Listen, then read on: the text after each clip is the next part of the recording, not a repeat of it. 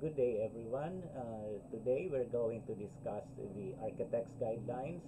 This is the methods of compensation and schedule of fees. This is the latest document. This presentation is brought to you by Atlas Career Development Center. So you can access our blogspot, atlas-cdc.blogspot.com, or you can also like our Facebook page, Atlas CDC. You can also subscribe to our YouTube channel. Just type in the hashtag Discover Atlas CDC or hashtag Experience Atlas CDC. So a short introduction to the Architect's Guidelines. This document, the Architect's Guidelines, is in accordance with the standards for professional practice documents compliances. And this document is meant to serve as a guide for architects in selecting what is the best method for compensation, as well as what is the most appropriate one to use for each particular type of architectural service. Also, this document can serve as a reference for clients in understanding how architects charge for their particular services.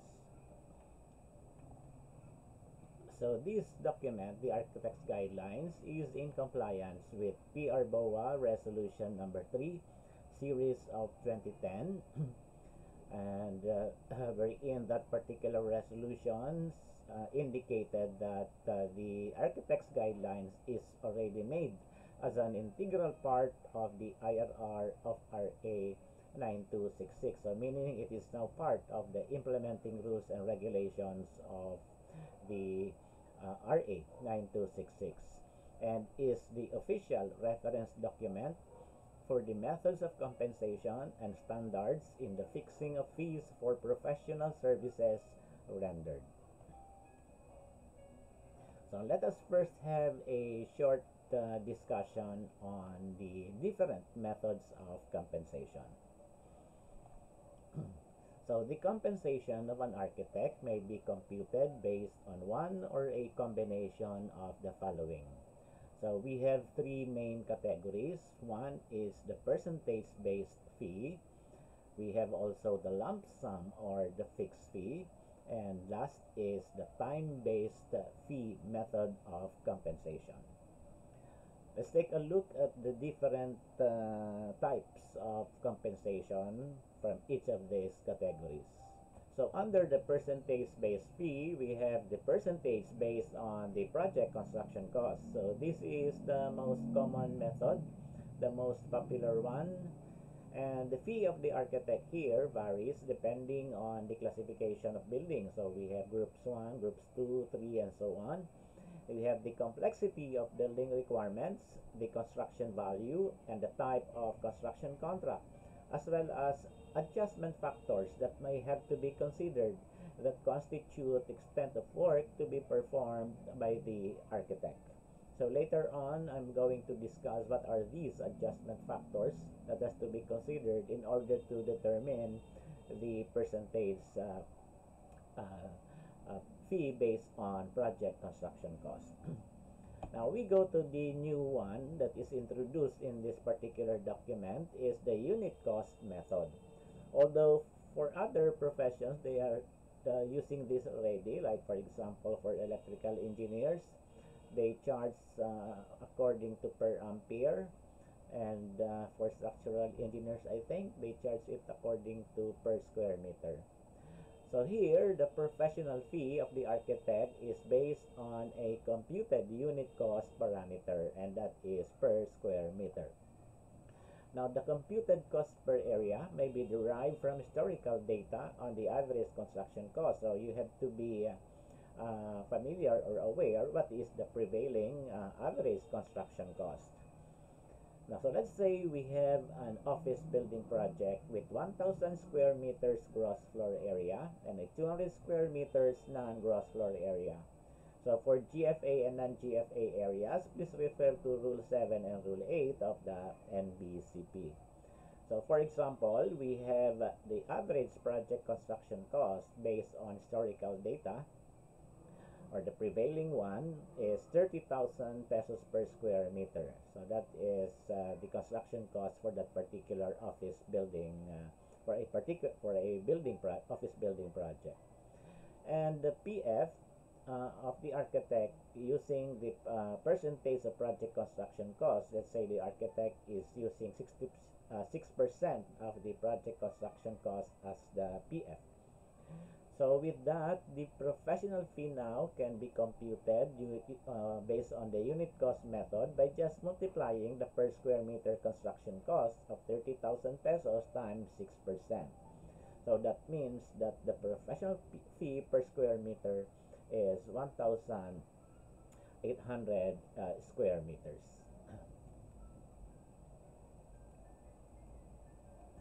Now, for the GFA areas, you apply that 1,800 pesos per square meter. And if the GFA is 1,000 square meter, it means that your fee for the GFA areas is 1.8 million. And for the non-GFA, assuming that is the percentage fee that you assign is 50% of the fee for the GFA areas, that means that is 900 pesos per square meter times the floor area of 200 will give you 180,000. And so you have now a total fee for the detailed architectural and engineering design services of 1.98 million. So here, in this case, the client would easily understand that if the floor area increases, it means there will be an increase in the professional fee as well. So sometimes kasi the client, they better understand the relationship of the cost according to the floor area. So we have this one again. Part of the percentage-based fee method is the value-based pricing, or the percentage of gross rentals. And this particular type of compensation is usually used for building administration. So this is based on the outcome of revenue, cost, and profitability result of a project management, or based on a measurable profit on specific revenues. So the remuneration may be based on a certain percentage of the gross rental. So if the building administrator can increase the gross rentals through some efficient use of spaces, then there will be the compensation of the architect doing building administration will also increase because it is based on the gross rentals. So we now go to the lump sum or the fixed fee. So this is normally not used for private projects, but now it is already being allowed. But the caution is to be done when making use of the lump sum or fixed fee. So gagamitin lang ito when the scope of services required can be clearly and fully defined at the outset of the project. So meaning, klarado na lahat. Well-defined ang scope of services or scope of work na naka-stipulate doon sa contract. So the client and the architect should agree on the details of the following. So what is the scope of the project? Kailangan very detailed. How many square meters? How many floors? Etc. The schedule for the design and approval, kasi merong times na baka mamaya may papadaanin pang mga pasikot-sikot bagong approval ng design, no? So kailangan merong schedule at nakastipulate yan sa contract, as well as construction schedule. You have to be aware na minsan kapag ang construction is to be administered by the owner, medyo magkakaroon ng problema sa construction scheduling. So that has to be clearly defined in the contract, including other variables that would define the extent of services to be performed so that the architect can prepare a comprehensive estimate of work hours and overhead costs. So two methods can be used to arrive at a lump sum compensation. So how do you determine kung magkano yung lump sum talaga or fixed fee? So one method to use to come up with a lump sum is to use the uh, percentage-based fee method. No? An appropriate percentage of probable project construction cost of the project. So let's say you have an estimated construction cost of 10 million, and say the percentage fee is 10%, so which means that the fee is 1 million. So that will be your lump sum. So that is one reference to make use of. The other one is to compute the direct development of a fixed amount of compensation by estimating the individual elements of the cost outlines plus a reasonable margin of profit, all expressed as a single lump sum. So parang parang application ng multiple of direct personal expense. Kung medyo sanay ka na sa isang project, medyo alam mo na kung magkano magiging operational costs, uh, and other cost na mai-incur doon sa pag-prepare ng documents. So with that, pwede mong i-compute, and of course, compute also your profit, and then you can arrive at that lump sum. So with that computation, compare it with the first method using the percentage. Which one are you going to use? No? So this serves as the second one serves as a check to the other, or the first one serves as a check to the second one. No? And finally, you choose which you think is fair to you and also fair to the client. So we now go to the third one, the time-based fee. And the time-based method of compensation is typically used for the following. So we have services which are not well defined. So you cannot use the lump sum, or you cannot use the percentage. So for services like pre-design, medyo sa pre-design services kasi more on documentation, so you can compute how many man hours can be used to do that particular kind of service.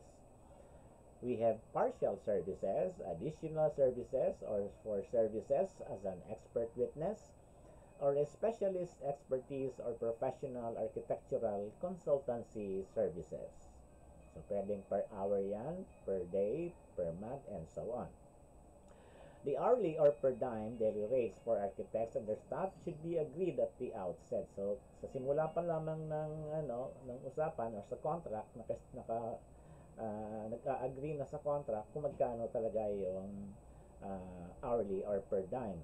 And additionally, the client and architect should agree upon a time period for review and adjustment of the hourly rates, perhaps annually. So, pwedeng ilagay din niya sa contract yung pag nakaroon ng provision na pwede mabago yung rate because kakaroon din ng inflation. No?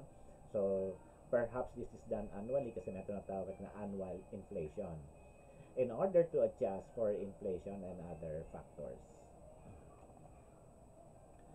Now, for the time-based fee, we have these different methods, the multiple of direct personnel expense. So, this is based on the total hours spent to do that particular type of service, and this is done by adding all the technical services, man hours times rate. So, lahat ng kasali sa team na gagawa ng service na yon, i-compute nyo yung man hours at saka rate ng bawat tao. And then once you total them, multiply the total by a chosen multiplier. And this multiplier range from 1.5 to 2.5. So ikaw pipili kung alin dyan sa 1.5 to 2.5 na gamitin mo. Now the choice will depend on the office setup, the overhead and experience of the architect, as well as the complexity of the project. So kung ano ka na, well experienced ka na, then you can choose the higher multiplier. Now, additional charge for the cost of transportation, living and housing allowances of foreign consultants, out-of-town living and housing allowances of the local consultants and the like. So this is separate, no? That is additional charges. We also have the salary cost times a multiplier plus direct cost or reimbursable expenses. This is very similar to the multiple of direct personnel expense. Kaya lang dito, ang kinocompute is the total basic salaries of all professional consulting architects, including their staff. So, ginagamit ito for professional consulting services, professional architectural consultancy services, or PACS. Now, instead of the multiplier of 1.5 to 2.5, the one used here is a higher multiplier, which is 3, because the architect here is already a professional consulting architect. Now, other items can be considered as reimbursable to the professional consulting architect, like transportation, living, and housing allowances as mentioned in the multiple of direct personnel expense. Now we have professional fee plus expenses. This is used when there is a continuing relationship on series of projects. So, instead of using the NDPE, at kung marami namang project binibigay yung client, then you can use instead the professional fee plus expenses kasi ang kinocompute na lang dito is yung fee ng architect and all others are considered as expenses to be paid by the owner. So, it establishes an agreed fixed rate or lump sum over and above the reimbursement for the architect's technical time and overhead. And so, an agreement on the general scope of the work is necessary in order to set an equitable fee. So, wala na itong multiplier na sinasabi. Ang ano lang dito is whatever is the fee, the fixed rate of the architect, and the other expenses, overhead expenses, the staff salaries, office operational expenses are to be paid as an additional cost by the owner. So we have also the per diem honorarium plus reimbursable expenses. So this one is done for certain types of activities which are considered as not the regular type. So client may request an architect to do work which will require his personal time doing activities such as attending project-related meetings, conferences, or trips, conducting ocular inspection of possible project sites, pero hindi naman under, wala namang pre-design services na site selection, basta pinapa-inspect lang yung possible project sites, and conferring with others regarding prospective investments or ventures and the like. So the architect can be paid on a per diem and honorarium basis plus out-of-pocket expenses. We have also the per diem or the hourly basis. Per diem is not per day, but this is per appearance. And so this method is particularly suited to engagements that involve intermittent personal service and is compensated for all the time he devotes to the work, including travel time. So kasama dito ang travel time, Per diem should be based on the complexity of the work involved and the extent of experience specialization. So the architect would just have to compute how much is the per diem charge based on the experience of the architect or specialization. Now, the hourly fees are well suited for consultation services, testimony in court, or similar work involving miscellaneous personal service. We have here also retainer. This is the common practice of clients who wish to be assured of always having available the services of an individual architect or architectural firm. So usually this is consultancy, no, on a retainer basis. So this is used when the services of an architect specialist are not required on a full-time basis. So di mo kailangan mag-report every day sa opisina, no? You only go to the office or report to the client once they need your services. So naka-stipulate naman sa contract kung how frequent will be your delivery of services.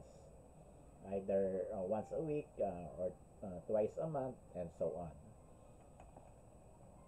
And the last one is the mixed methods of compensation. This is just combining any of the methods mentioned previously. So for one phase of the project, an appropriate method of compensation may be used, and for another phase of that project, a different method can also be applied. So pwedeng pagsamasamahin, hindi naman isang type of service, isang method lang gamitin. So pwedeng sa isang particular stage ng project na yan, you can apply the percentage, and for another aspect of that project, you can use the per diem. Okay, so we now go to the second part of that architect's guidelines is the schedule of fees. So the entire range of the architect services is divided into 10 major services as follows. So we have pre-design is SPP document 201, SPP document 202 is regular design, SPP document 203 is specialized architectural, SPP document 204A is full-time supervision, SPP document 204B is construction management, SPP document 205 is post-construction services, SPP document 206 is comprehensive architectural services, and document 207 is design build, and SPP document 208 is architectural design competition, and SPP doc 209 is professional architectural consulting services.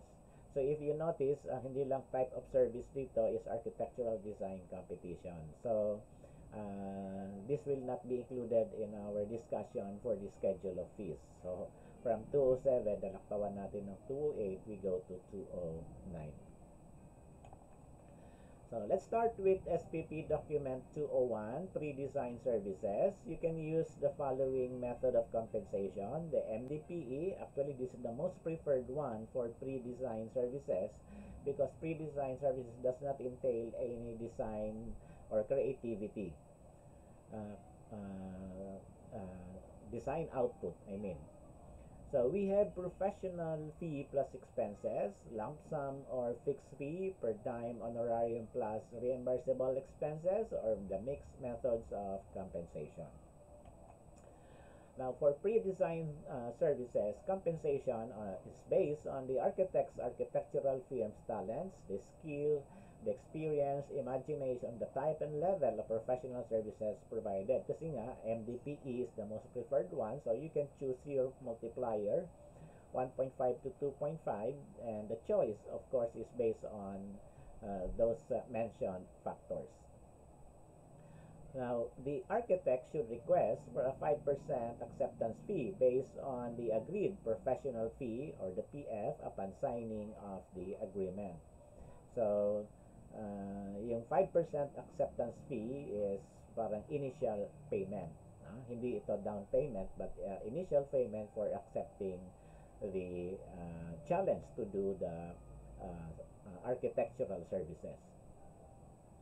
Now, the client shall make progress payments upon request of the architect within 7 calendar days from the submission of the statement of the account. So, pwedeng mag-set ang architect kung paano yung progress billing, kung once a month or every 15 days. No?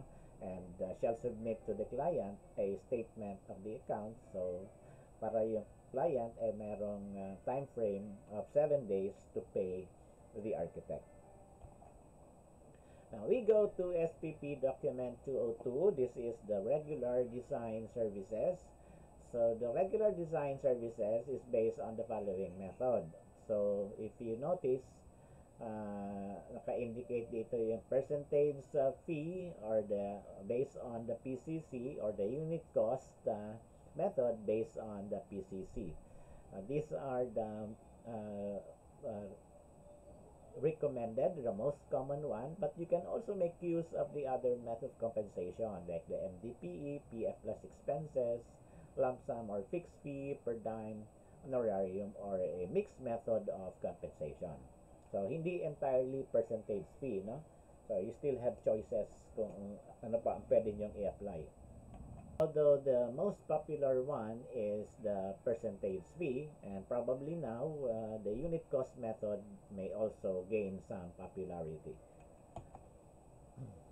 Now we have also the two types of contracts now. We have the detailed architectural engineering design services or the DAEDS. This means there is a single contract between the architect and the owner. So sila lang ang may kontrata. At yung architect at saka mga engineering services ay may sub-consultancy contracts. So, walang contract yung design engineers doon sa client. Only the architect and the owner.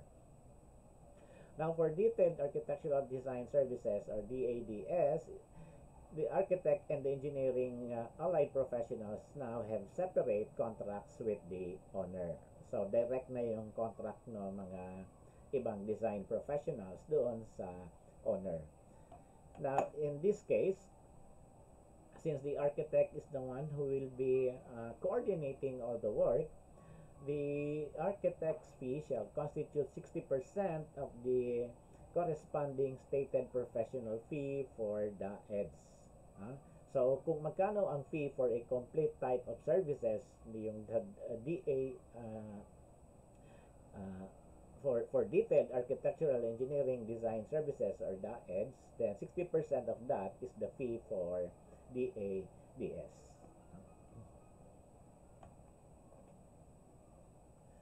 So let us now look at the recommended professional fee for architects using the percentage method. Now we have these group classifications. We have group 1. These are the buildings of the simplest utilization and character, which are without complication of plan design or detail. So if you look at this particular type of buildings, you will easily notice that mostly it is open inside. There are not much partitions, very minimal partitions inside the building. So these are considered as simple buildings under group 1. And so this is the recommended professional fee. So take note, recommended professional fee ang ginagamit natin, hindi na yung basic minimum fee, but just the recommended professional fee, which means that you may make use of this one or you can go higher or lower than this one using the adjustment factors. So based on the requirements for the project. Now for the complete services, the detailed architectural engineering design services or the DAEDS, for group 1, for 50 million and less, the recommended professional fee, RPF, is 5%. Now, if that is only architectural design services, then the professional fee of the architect is 3%, the recommended professional fee, 3% of the project construction cost. Now, if the project construction cost will be over 50 million, then you have to notice that the percentage goes lower for every particular range. So, kung lumampas na sa 50 million up to 100 million, then in excess of the 50 million, the excess is computed at 2.4 for the DADS and 4% for the DAEDS. So, pababa na pababa yan. So, you cannot compute the 1 billion construction cost and just multiply it by 5% or multiply it by 3%. Otherwise, you will come up with a very big amount. So, habang lumalaki ng palaki ang construction cost, nagbabawas ang percentage fee. So let's have an example. You have a project for group 1 with an estimated project construction cost of 1.5 billion. So this is the project construction cost, estimated one. So if that is a detailed architectural design and engineering services, or DAEDS, then let's say the fee that you are making use is the recommended professional fee of 5%. So for the first 50 million of this project construction cost, your fee is 5%. So that is 2.5 million is your professional fee for the first 50 million. Now for the next 50 million, because this one, 100 minus 50 is 50 million range. So the next 50 million, that is computed at 4%. So that is 4% of 50 million is 2 million. Now for the next range, this is a range of 100 million. So the next 100 million for this particular cost is computed at 3%. So 3% of 100 million is 3 million. And for this particular range, this is 300 million range, 500 minus 200. So the next 300 million is computed at 2%. So 2% of 300 million is 6 million. And this one, 500 to 1 billion, that is 500 million range. So the next 500 million is computed only at 1%. So that is 1 million is your recommended professional fee. And then the remaining in excess of 1 billion, so the next 500 million of this construction cost is computed at 0.5%. So 5% of 500 million is 2.5 million. So that if you total this one, the total of these 500, 500, 3, 1, 50, 50 is 1.5 billion. And also, you have to add all of this, your fee for that particular construction cost range, then your total will be 21 million. Okay, so that's how you make use of the particular table. Or if not, you can just refer to this one. If you are using 5%, then just refer to 18,500,000. Then the excess, if your project is 1.5 billion, the excess is 500 million. So 500 million times 0.005 is at 2.5 million. So which means that 2.5 million plus 18 million, 18.5 million will also give you 21 million. Now we go to group 2. These are buildings of moderate complexity of land design. So you have here the residential condominiums. So these are high-rise residential, multi-story service apartments. And also we have commercial here, commercial buildings, retail, shops, supermarkets. And also we have institutional buildings like city town halls, civic centers. And we also have here parks and recreational facilities. So these are the most common types of projects. So group 2, the recommended professional fee for DAEDS is at 60% for 50 million or less. And for DAEDS, the detailed architectural design services, it is 3.6%. Again, kapag lumampas sa 50 million yung construction cost, then take note of the excess is computed at lower percentages. Now we go to group 3. These are now the buildings of exceptional character and complexity of land design. And this, if you will notice, yung mga ano na to, buildings na to ay very complicated in terms of planning and design because marami silang rooms, maraming partitions, and also they incorporate certain type of specialty equipment inside buildings. So for group 3, the recommended professional fee for the complete type of service, detailed architectural engineering design services, is at 7% for 50 million and less. And for detailed architectural design services only is 4.2%. Now, so if we summarize, for detailed architectural and engineering design services for groups 1, 2, and 3, we have 5, 6, and 7% respectively. Now we go to group 4. Okay. This is the most common residential type of project, but only for single detached or single attached or duplex, row houses, shop houses, or small apartment houses, and townhouses. So these are the single family dwellings only. So we have here the EDS, the recommended professional fee is 10% of the project construction cost. Now, if that is a detailed architectural design services or DADS, it is at 6% of the project construction cost. Now, for group 5, we have monumental buildings and other facilities requiring a consummate design skill. So, medyo detalyado itong mga designs dito, no?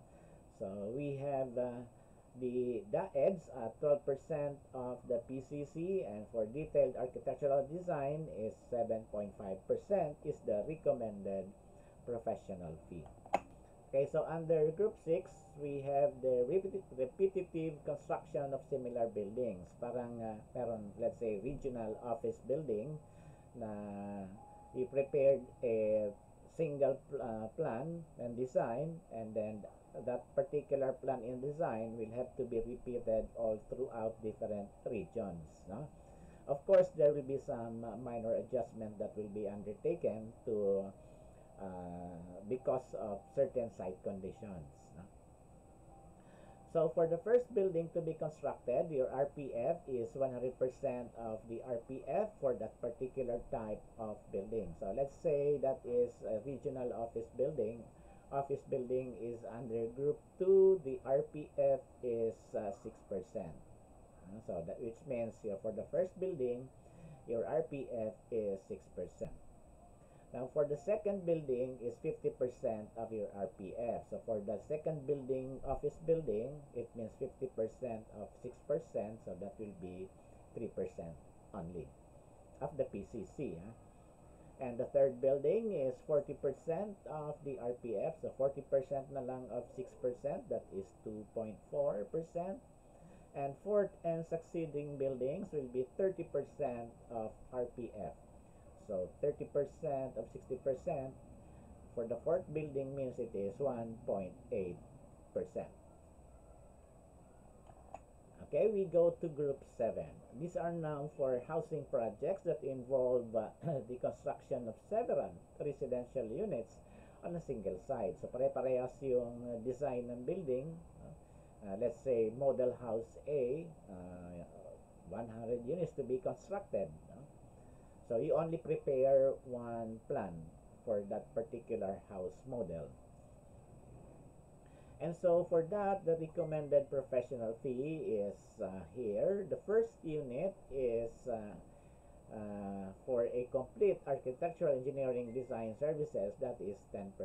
And for detailed architectural design is 6%. Dahil halos pares ito ng group 4 na single family dwelling. For apartment, yung hindi ito ginagamit, but you have to do group you have to make use of group 2. Now from 2 to 10 units of that housing unit, the fee is 50% of the fee for the first unit, And this is computed for each additional unit. So kung magkano ang fee mo sa first unit, kalahati na lang noon ang charge mo sa bawat additional unit up to the 10th unit.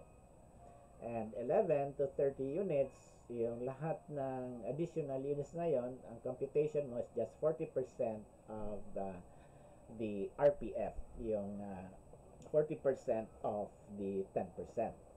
And 31 to 50 units for each additional unit is computed at 25%. And 51 above, all additional units will be computed at 50% of your RPF. And for DADS, ito naman yung dinadagdag 30%, 24, 15, and 9%. So take note, ang computation is for each additional unit. So let's have an example para mas madaling maintindihan ito. So let's say you have 100 units to be constructed using model house A with a project construction cost of 10 million per unit. So ito yung reference natin.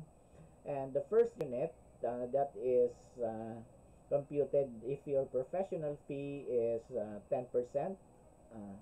Ginamit natin 10%. So 10% of the 10 million, your professional fee is 1 million. Then for the second up to the 10th unit, so you have 9 units additional. So each unit is computed at 50% of 10% is 5%. So meaning that is 0.5 million times 9 units kasi for each unit So it means you have a total of 4.5 units. Now for the additional 20 units, so that is computed at 40% of the first unit. So that is 40% of 1 million is 400,000 times 20 units. So your fee is 8 million.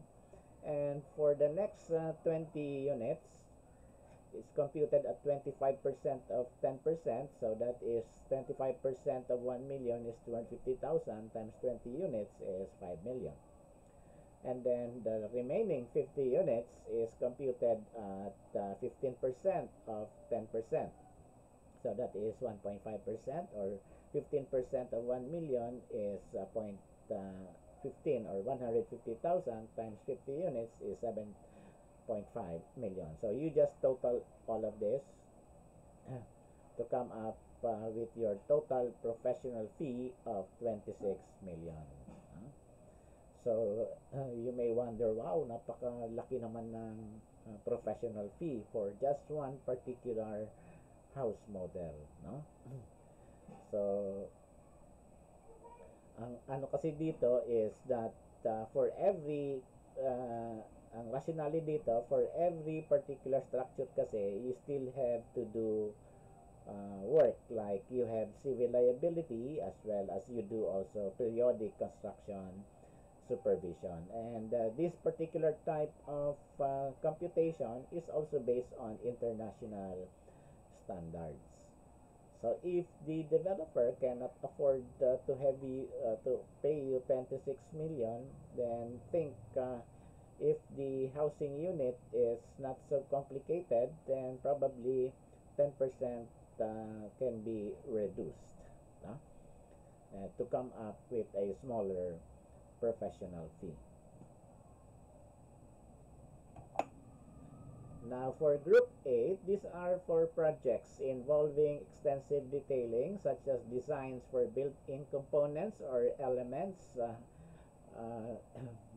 built-in equipment, special fittings, screens, counters, architectural interiors, and development planning and or design. The recommended professional fee is 15% of the project construction cost. Now for Group 9, this is for alterations, renovations, rehabilitations, retrofit, and expansion additions to existing buildings belonging to Groups 1 to 5. And so the compensation of architects should be increased to 50% or a total 150% of the RPF. So meaning you only have to multiply the RPF doon sa groups 1 to 5 by 1.5. No? So let's say residential yan na i-renovate ang RPF ginamit mo is 10%. So if you are doing renovation, it is 1.5 times 10%, meaning your fee now is 15%. Okay? Or you can just compute it by having 10% plus 50% of 10% is 5%. So that is a total of 15%. Parehas lang yon. Okay, we now go to group 10. This is for services wherein the architect is engaged to render opinion or give advice, clarifications, or explanation on technical matters pertaining to the profession. So this includes the pre-design services in SPP document 201 under consultation. And so the chargeable RPF of the architect shall not be less than 1,000 pesos per hour, subject to increase depending on the extent and coverage of service required and the location where the architect shall render his services. So pwedeng tumaas pa yan kung mas malayo yung location kung saan mag-render ng servicing architect, at saka kung mas complicated yung gagawing trabaho. So when rendering services as an expert witness, the architect's fee shall not be less than 5,000 pesos per appearance, regardless to whether the scheduled hearing took place or not. So this is per appearance. Kahit na hindi natuloy yung hearing, it is chargeable already. So the amount excludes the cost of transportation and accommodations when and where required. So kung malayo yung location at kailangan magstay doon yung architect, then the cost of transportation and accommodation shall be shouldered by the client. And okay, so aside from this per hour or per appearance fee, the architect also shall be paid what you call the per dime if the location is very far from the architect's office address. So another 60% of the amount shall be charged for the travel period in case of locations that are in excess of 100 kilometers air, straight line, or radial distance measurement of the architect's office as stated in his letterhead. So kasama dyan sa charge yung travel period, kasi syempre wala na doon sa office yung architect at papunta na doon sa location kung saan ka magre-render ng services. So yung travel time na yon kasama yan sa kino-compute. And that is yung travel yung computation for the travel period na cost is just 60% of this per hour fee. Now note, all references to fixed amount shall refer to the value of the Philippine peso as of October 2014. So kaya ito nilagay kasi nga nung ginawa yung document na to is nung 2014 pa, and so you have to change this according to the value of the Philippine peso noong 2014 versus the prevailing value of the Philippine peso, the current value of the Philippine peso. Probably you can make use of as reference to the annual inflation rate. The average inflation rate I think is at 5%. So you can make use of that, or you can just refer to the central bank record for the inflation rate. Now this is the manner of payment. Upon signing of the contract as serving as your acceptance, or the mobilization component is 5% of your professional fee. So you will be paid already once you sign the contract. Upon the completion of the schematic design services, you get an additional compensation. you get an additional payment that will correspond to a total of 20% of your professional fee. So, kung meron ka ng 5%, so madagdagan ng 15%, so the total is 20%. Upon completion ng design development services, the total payment to the architect should be already 40% of the professional fee. And upon completion of the contract document services, the payment to the architect is already amounting to 90% of the professional fee. And now, within 15 days after the awards to the winning constructor, also your professional fee shall be adjusted so that it constitutes 90% of your professional fee. Pero kung sobrang lang naibayad dito, upon completion ng contract documents, at lumalabas mas mababa ang computation dito sa based sa winning bid, then you don't need to return the excess money, no? So, pwede naman mag-balance yan sa last payment. Now, upon completion of the work, you will be paid already 100% of your professional fee. Take note na iba-iba ang references ng professional fee natin. Number 1 is based on the original computation for the project construction cost, the SPP CC, or the Statement of Probable Project Construction Cost. So, yun ang unang reference mo. Then, once you prepare the schematic design, the construction estimate will also change. So your PF will also change. So, base na ito doon. And then, pagdating dito sa contract document, lahat ito ay base sa particular stage na yon. So sa design development, bago rin naman ang ang computation mo ng cost estimate. So again, you base your PF on that cost estimate. And then once you complete the contract documents, then bago na naman ang cost estimate mo, so you compute your PF based on that cost estimate. So iba-iba ang nagiging reference ng professional fee. So anyway, at the end of the project, the basis for your professional fee is on the final project construction cost. So kahit pabago-bago naman dito, the final reference will be the final project construction cost. So kung magkano yung maging actual cost talaga.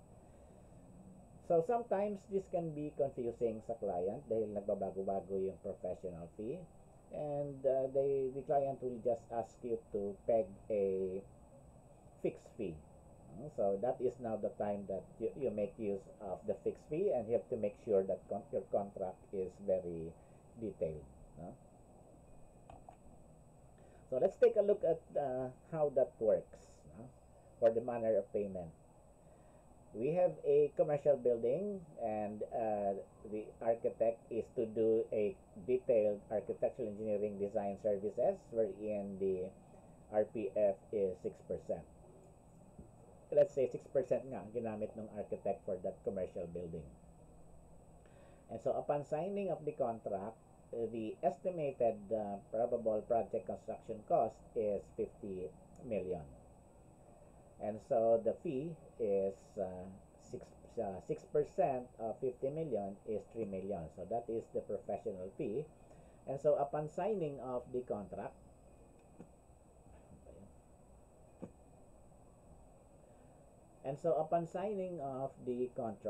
of the agreement, you are to be paid already 150,000, constituting 5% of your professional fee of the fee of 3 million. Now, once you prepare the schematic design phase, then you come up with a new cost estimate of 55 million. And so with that, your professional fee, 6% of 55 million is 3.3 million. And so, upon completing the schematic design, you must be paid already a total of 20% of your professional fee. So 20% of 3.3 million is 660,000. but you are already paid 150,000. So babawas natin yan, and so the receivable is only 510,000. Now, once you complete the design development services, you come up with a new cost estimate of 52 million. And so, your professional fee is 6% of 52 million is 3.12 million. And so, with that, you have to be paid already 40% of your professional fee. So, 40% of 3.12 million is 1.248 million. But you have to less whatever has been paid to you already of 660,000. It means that your receivable is 588,000. Now, upon completing the contract document services, you come up with a new cost estimate of 53 million. And so, you are to be paid already 90% of your professional fee. But 53 million times 6% is, this is now your professional fee. 90% of that is 2.862 million. But you already received 1.248 million. So babawas natin yan. So the receivable is only 1.614 million. And so the project is to be bidded out, and the winning bidder only has 51 million as the winning bid price. And so your professional fee, 6% of 51 million is only 3.06 million. So it means ang 90% of 3.06 is less than 2.8. So medyo overpaid ka na. So you don't need to return the excess money paid to you already. But anyway, may balance pa naman, no? So upon completion of the work, the final project construction cost is actually 54 million. So this is the final reference, the project construction cost. And so 6% of that, your professional fee is 3.24 million. So this is your professional fee. Ibawas lahat ng mga previous payments amounting to 2.862 million. And so your receivable final payment is 378,000 only. So mag-a-adjust naman yan talaga at the final payment. So hindi naman magulo. Pero minsan ang client magtataka, bakit pabago-bago pa itong natin, professional fee? Why not just make use of one professional fee as reference, and then saka lang natin i-adjust sa final kung magkano talaga yung project construction cost, the final cost, para hindi magulo yung computation dito. Okay, so these are now the fee adjustment factors. I mentioned this kanina na pwede kang tumaas doon sa recommended professional fee, or pwede ka rin magbawas ng percentage based on the requirements of the project. So this is the fee adjustment factors. So we are aware that the construction industry has become increasingly complex, and each project will be subject to certain unique factors which must be considered when determining an appropriate fee. Nag-iiba-ibang requirements na ngayon. These variables or fee adjustment factors affect the cost of professional services for the building. Now, the variable may result in a reduced fee such as limited project documentation, or simply lang talaga yung requirements ng project, or the elimination of an entire phase such as bidding and contract negotiation if undertaken by the owner. So, bawas na doon sa part ng scope ng gagawin ng architect, kaya medyo nabawasan yung trabaho, no? So pwede mong i-lessen kaysa doon sa recommended professional fee. So these are the fee adjustment factors. In terms of project documentation, so some clients would require unique forms of documentation such as Building Information Model or BIM. So in this case, medyo mas mahal ang pag-develop ng BIM. So you have to employ some personnel who are very knowledgeable on this, and probably the salaries is much higher. So the operational expenses is also higher. Now, in some cases, there is often a need to provide electronic documents in a variety of formats to several different parties in the development of the project, whether for review and approvals, the preparation of shop drawings, or for bidding purposes. So, hindi lang iisa ang ginagamit na electronic format dahil iba-ibang requirements ng iba-ibang parties doon sa project. So you have to develop different electronic documents. Another adjustment factor is the contract document submittal schedule. Like fast track projects would require additional fees because the architect here may need to hire additional staff, pay the staff for overtime work, as well as reschedule other work to accommodate the priorities of such a project. So, medyo mas mahal ang paggawa ng overtime. And also, in terms of construction technologies, if the project would require, or the owner would require you to incorporate new construction technologies, that is for better energy performance, new building products and building systems, or advanced construction methods and design tools, that could be quite costly, as there are often unknown risks in using those products or systems that do not have a track record, or there may be additional certifications, testing, submittals, or approvals required. And so, also, if the architect is not yet very familiar with that construction technologies, then additional research has to be undertaken. We have also third-party certification. So if the project will need some third-party certification, like for example the LEED, the green or verde for green building certification, then you have to do additional documentation requirements or provide some additional documentation. Construction bid mode. Now, small projects with experienced, reliable contractors may require just the basic field review and contract administration services. However, more complex projects or builders with limited experience and newer methods of project delivery beyond the traditional design bid build will require more time, more services, and consequently additional fees.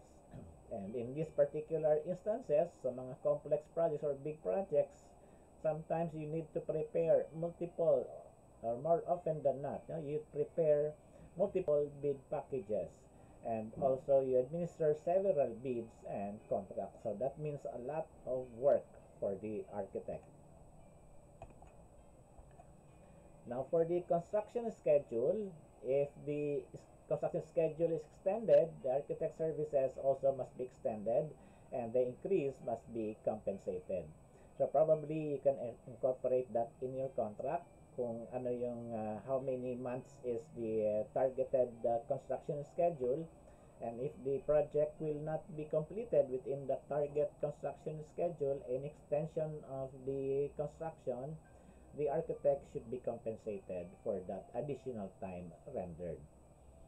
Now, if the schedule is fast and protracted, however, decision times are reduced and fees may be adjusted accordingly. So kung mabilisan naman yung construction, and that is to be done by the contractor, nabawasan yung period ng construction supervision ng architect, then pwedeng mas mababa yung percentage fee.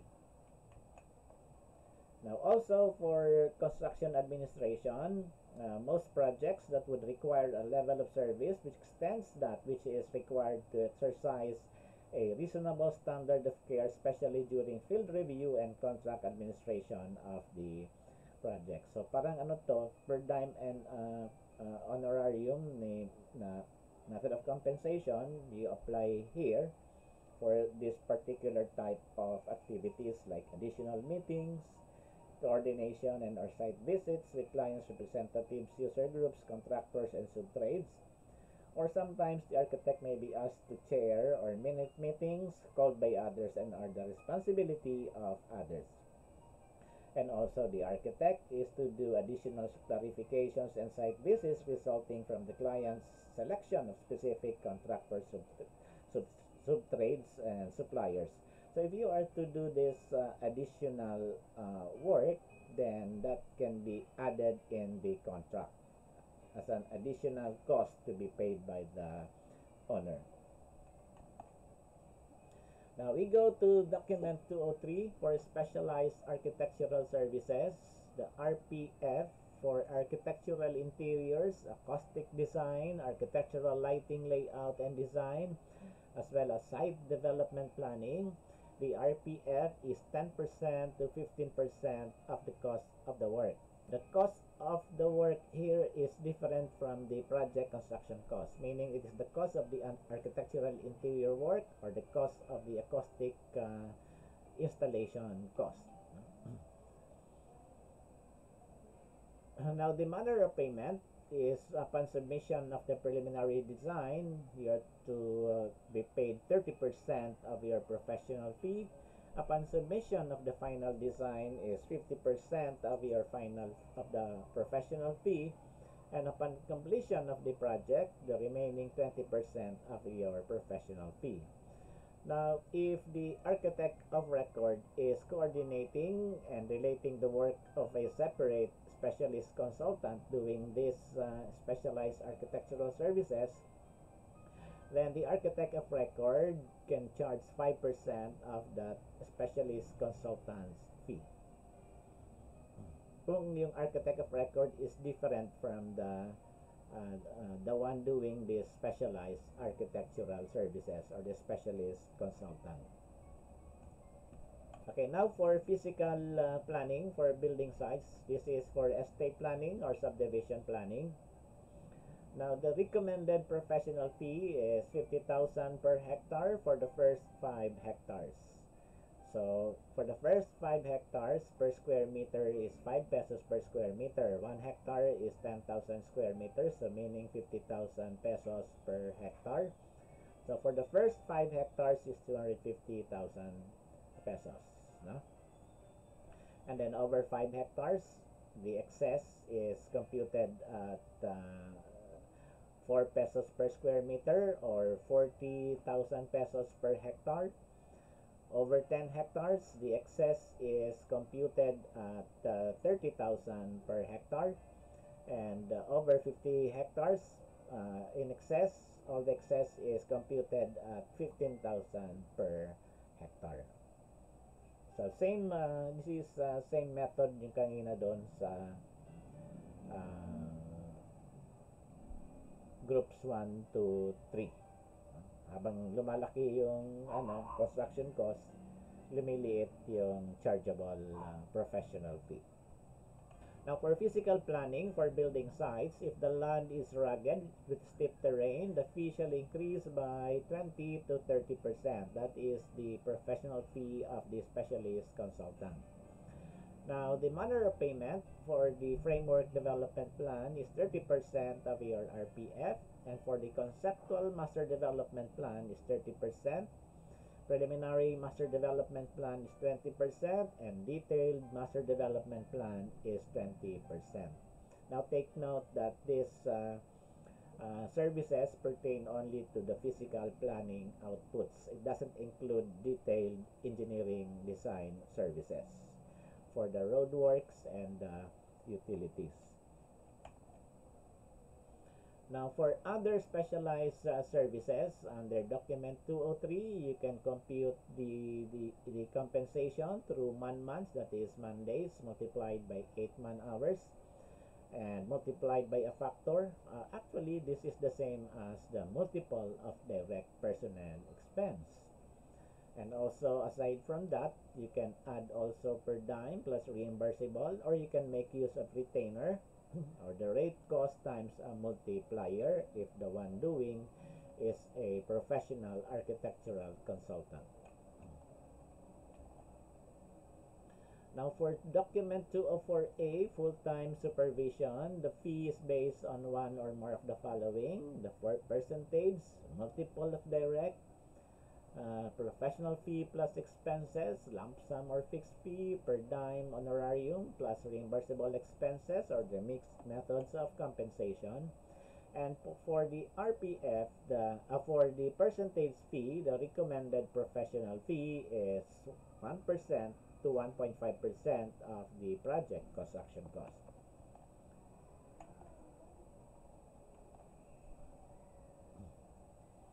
Or it is compensated, or the architect doing construction management is compensated using construction management constructing concepts like award fee provisions, price adjustment provisions, firm fixed price incentive, cost plus incentive fee, CPIF, or cost plus adjusted fee, CPAF, and cost plus fixed fee. So these contracting concepts is discussed when you study further construction management. Okay, for document 205, post-construction services, the fee is based on one or more of the following. So you now have the value-based pricing, or the percentage of gross rentals, maintenance and security fees, or I think the most common one employed is monthly salary. But you can also offer using the multiple of direct personal expense, retainer plus reimbursable, or PF plus expenses. Now for the value-based pricing, the recommended PF is from 4 to 6% of the gross rentals. Now we go to document 206, comprehensive architectural services. The fee is based on one or more of the following. So we have the percentage, we have the multiple of direct, the professional fee, and the lump sum or the fixed fee. Now for the percentage method, the RPF is 2% to 5% of the project construction cost. Okay, so let us summarize. For full-time construction supervision, the RPF is 1 to 1.5%. For construction management, the RPF is 1.5 to 3%. And then for project management is 2 to 5%. Now we go to document 207, design build services. So the fee is based on any of the following, but also you can consider that the fee is already built in the guaranteed maximum cost. So the RPF for an architect doing design build services by administration shall be 7% of the project construction cost. Take note that that is exclusive of the architect's fee for the regular design services. So kung yung design build services ka by administration, yung fee mo will be the fee for the design plus 7% for the